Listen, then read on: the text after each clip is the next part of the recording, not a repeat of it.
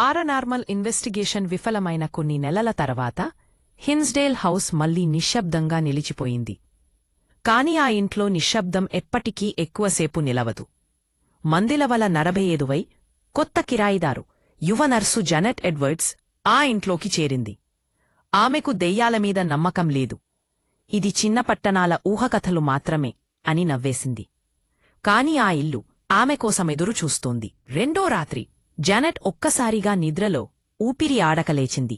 కనబడని చేతులు ఆమె ఛాతిపై బలంగా ఒత్తుతున్నట్టు అనిపించింది. ఆమెను మంచంలోకి నెట్టేస్తున్నట్టు.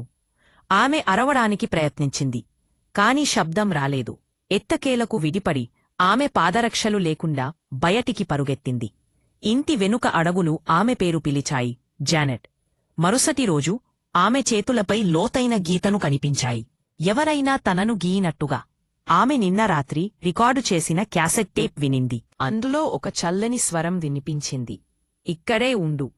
ప్రతిరోజూ ఆ ఇల్లు మరింత భయంకరమవుతోంది. పనిలేకుండా ఫర్నిచర్ కదిలేది. క్రాస్ గుర్తులు తలకిందులుగా తిరిగేవి.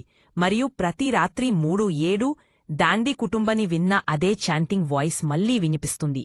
భయంతో జానెట్ పాద్రి ఆల్ఫాన్సస్కు ఫోన్ చేసింది. ఆ ఇల్లును ముందుగా ఎక్సర్సైజ్ చేసిన అదే పాద్రి. ఆయన బైబిల్, కొవ్వొత్తులు, పవిత్ర జలంతో వచ్చాడు. కాని ఇంటిలోపల అడుగుపెట్టగానే ఆయన చేతులు వణికాయి. తర్వాత ఆయన చెప్పిన మాటలు. అక్కడ గాలి కూడా జీవంగా ఉన్నట్టు అనిపించింది. సూర్యాస్తమయం సమయంలో ఎక్సర్సైజం మొదలైంది. ఇంటి చిలుకుల గుండా గాలి గగ్గోలు పెట్టింది.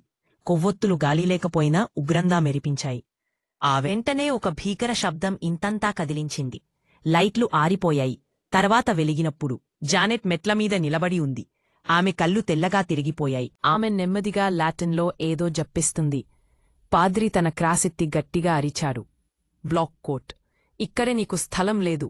గది ఒక్కసారిగా చల్లబడింది. గోడలు కంపించాయి. తర్వాత ఒక కేక్. అది జానెట్ది కాదు. అది అన్ని వైపులా ఒకేసారి వినిపించింది. అన్నీ ముగిసిన తర్వాత జానెట్ కుప్పకూలింది. పాద్రి చెప్పిన మాట ఏదో ఈ ఇంటిని విడిచిపోయింది. కాని అది నశించలేదు. కేవలం దూరమైంది. ఆయన ఆమెను హెచ్చరించాడు, మళ్ళీ ఇక్కడకు రావద్దు. ఆ రాత్రే జానెట్ హిన్స్డేల్ హౌస్ను వదిలి వెళ్ళిపోయింది. ఏళ్ల తర్వాత ఆమె డైరీ దొరికింది. దాని చివరి వాక్యం ఇలా ఉంది: బ్లాక్ కోట్. అది నన్ను వెంబడిస్తానంది.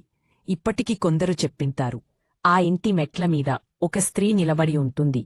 మరియు నువ్వు ఆ ఇంటి బయట ఆగి వింటే ఇప్పటికీ ఆ చివరి ఎక్సార్సిజం ప్రతిధ్వనులు